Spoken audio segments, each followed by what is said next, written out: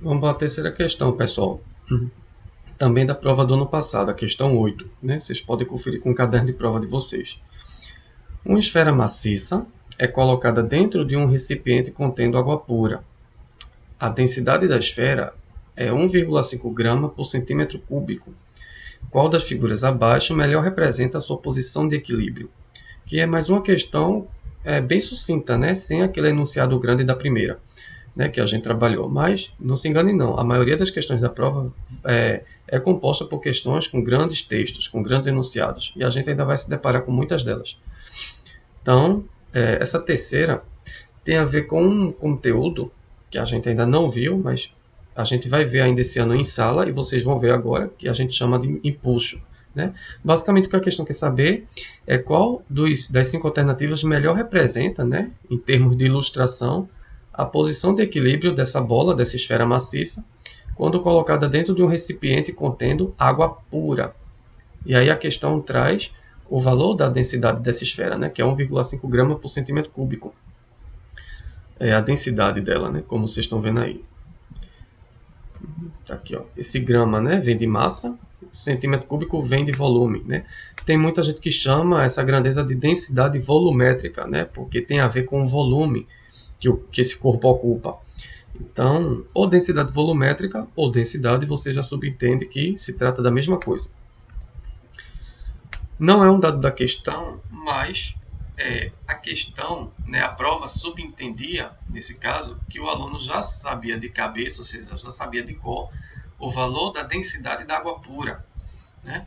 Que é um valor padrão. A água pura ela tem densidade de 1 grama, esse 1,0 significa que é 1. Eu podia ter omitido, né, o vírgula zero, porque não tem relevância. Eu coloquei só para ficar com o mesmo número de casas decimais da densidade da bola. Mas, né, é 1 grama por centímetro cúbico. Esse é o valor da densidade da água pura. Né? A questão não traz, mas isso é um valor que ela subentendia que o aluno já sabia de cabeça, né, para resolver a questão. Então a gente precisa basicamente dessas duas informações.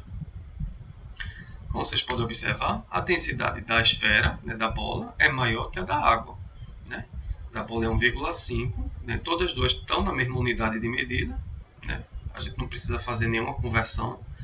Então, 1,5 é maior do que 1. Né? 1,5 é maior que 1. Então, a densidade da bola é maior que a densidade da água. Tendo isso em vista, intuitivamente, o que é que você é levado a pensar? Que a bola, né, essa esfera maciça, vai flutuar na água ou vai afundar? Né? Já que a densidade dela é maior que a densidade da água.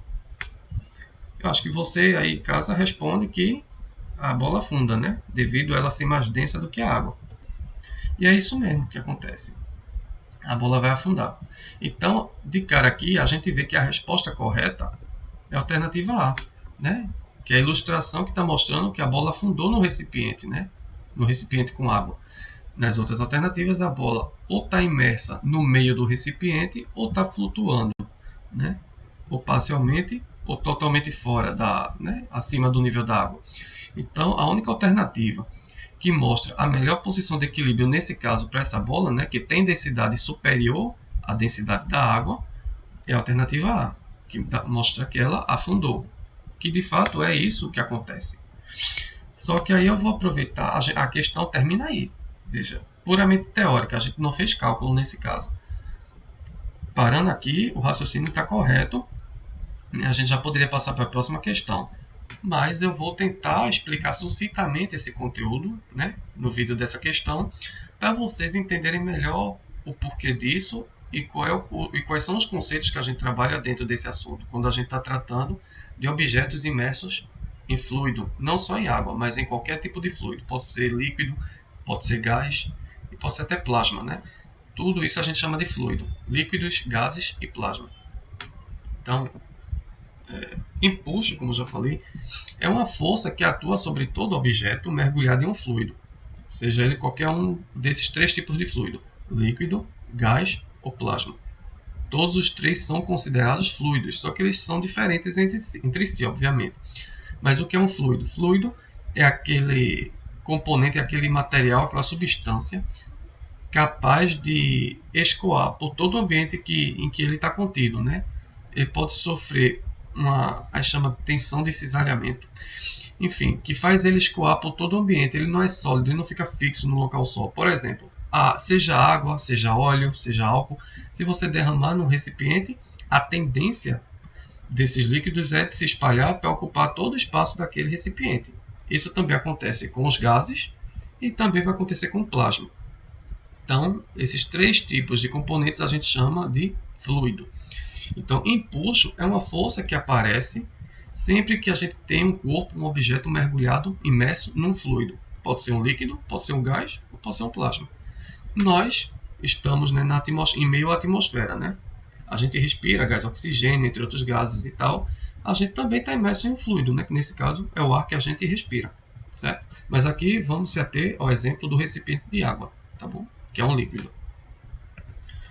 A fórmula desse impulso é dada por, né? A gente representa geralmente com a letra E maiúsculo, né? Força de impulso é uma força, né? Vai atuar em todo objeto imerso num fluido.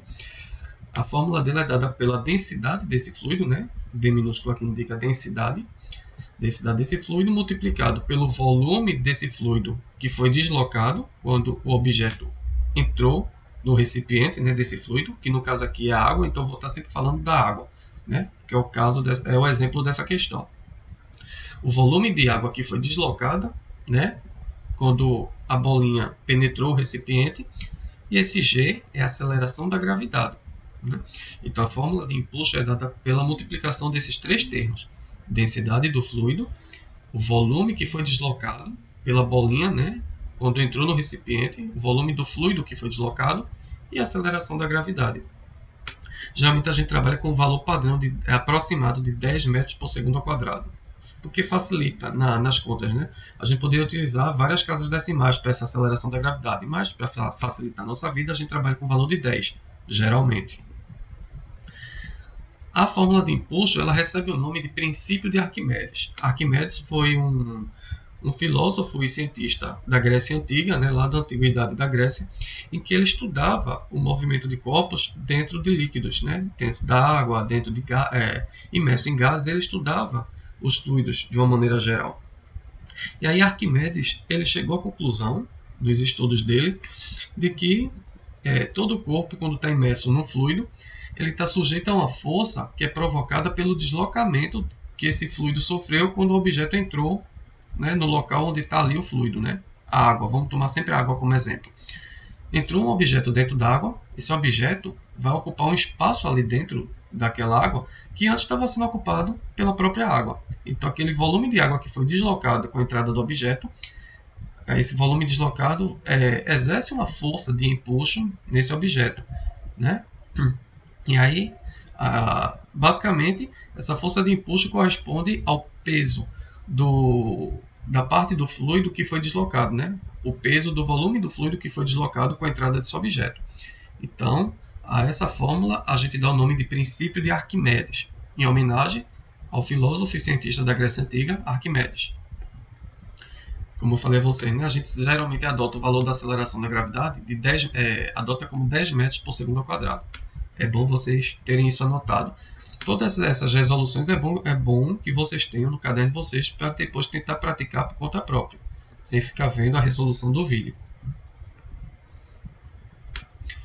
Quando o objeto está imerso em um fluido, vamos trabalhar sempre com água, teremos as forças impulso e peso atuando sobre eles. O peso, que é a força gravitacional, né, puxando os objetos sempre para baixo, sempre no sentido da Terra, né? Basicamente, a força-peso é a força gravitacional para corpos na superfície da Terra. Então, é só um outro nomezinho que a força gravitacional recebe para todos os corpos que estão na superfície da Terra. A gente passa a chamar essa força da gravidade de força-peso, mas são sinônimos nesse caso. Então, quando o objeto está mergulhado na água, ele vai sofrer a ação de duas forças: o impulso, devido ao volume de água deslocado, e ao peso, que é devido à força da gravidade, né, puxando para baixo. Né? Essas duas forças vão ter, obviamente, sentidos opostos. O impulso vai estar apontando para cima, a força-peso para baixo, sentido a terra. Né? Se vocês olharem essas três situações aí, ó, quando a densidade... Aqui eu peguei essa ilustração da internet e o D está maiúsculo, mas representa a densidade da mesma forma. É mais comum representar a densidade com D minúsculo, mas não se apeguem a isso não. Só para vocês entenderem que aqui também é densidade. Quando a densidade do objeto que foi colocado no recipiente tem a mesma densidade do fluido, o objeto encontra-se em equilíbrio imerso no interior do fluido. Ele não vai flutuar do lado de fora, nem vai afundar. Ele vai ficar parado em alguma região interna, em alguma região de dentro do fluido. Isso acontece quando as densidades são as mesmas, né? Do objeto e do fluido em questão. Pode ser água, como pode ser qualquer outro líquido. Nesse segundo caso aqui, ó, quando a densidade do objeto é maior que a densidade do fluido, né, o objeto acaba afundando, que foi o que aconteceu, né, no caso da questão que a gente viu que a alternativa é a letra A. A densidade da bola era maior que a da água, a bola afundou.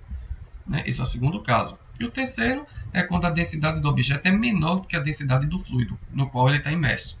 Então, nesse caso, a força de empuxo acaba sendo maior que o peso exercido pelo objeto para afundar. Como o empuxo é maior, o objeto tende a flutuar no líquido. Né? Vamos tomar como água. Tende a ficar flutuando na superfície da água. Né? E isso acontece quando a densidade da água acaba sendo maior que a densidade do objeto. Consequentemente, o empuxo que o volume de água deslocado exerce sobre a bola é maior. Né? Lembrando, o empuxo é proporcional à densidade, ao volume deslocado e à própria aceleração da gravidade. Quanto maior for a densidade do líquido, do fluido, maior vai ser a força de impulso sobre o objeto que está imerso nele. Entendeu? Então, quando a densidade do fluido é maior, a força de impulso sobre esse objeto vai ser maior. Ele vai tender a flutuar no recipiente com água. Ele não vai nem ficar paralisado na parte de dentro, nem vai afundar. Ele vai flutuar na parte de cima, né? Na superfície. Pela segunda lei de Newton, a gente teria o seguinte, né? Lembrando, a segunda lei de Newton é sempre força resultante igual a massa vezes aceleração. A força resultante aqui, em qualquer um desses três casos, vai ser dada sempre pela diferença entre o impulso e a força-peso. O movimento aqui vai ser sempre na vertical, né? Não tem movimento na horizontal. Ao contrário, lá da segunda questão, em que o caixote tinha movimento apenas na horizontal. Né? Só que a gente viu que na vertical existia a força-peso, puxando para baixo, e a força normal, que era a força devido ao contato do solo com o caixote, né? Apontando para cima. Então, essas forças se cancelavam, de modo que o caixote tinha apenas movimento na horizontal. Aqui é o contrário. Aqui a bolinha, ela não tem movimento na horizontal, ela tem movimento na vertical. As duas forças que estão atuando, elas estão na direção vertical. A força peso apontando para baixo, a força impulso apontando para cima. Então, a força resultante nesse caso vai ser dada pela diferença entre essas duas forças. Né? A diferença entre o peso e o impulso. Né? E aí, é claro, se a densidade do corpo for maior, o peso vai ser maior do que o impulso. Se a densidade do corpo for menor que a do fluido, aí é o impulso que vai ser maior que o peso desse corpo. Entendendo? Então vai estar tudo proporcional à densidade. Quanto maior for a densidade do objeto, maior vai ser o impulso. Quanto menor for a densidade do objeto, Quanto maior for a densidade do objeto, maior vai ser o peso. Quanto menor for a densidade do objeto, vai ser maior o impulso. Né? O impulso que é provocado pelo volume do líquido que foi deslocado. É isso? Então, densidade do objeto maior, peso maior.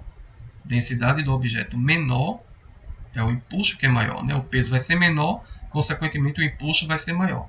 Beleza? Desculpa aí a confusãozinha que eu fiz, mas acho que agora eu me corrigi direitinho. Densidade maior, peso maior. Isso com relação ao objeto, né? Não ao fluido.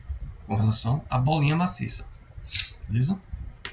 Então, mas aí como eu já havia dito, a gente podia ter parado aqui, na alternativa A, que é a resposta correta. Eu só quis dar esse conteúdo a vocês porque vocês ainda não viram em sala. Mas a gente vai chegar a ver isso em algum momento.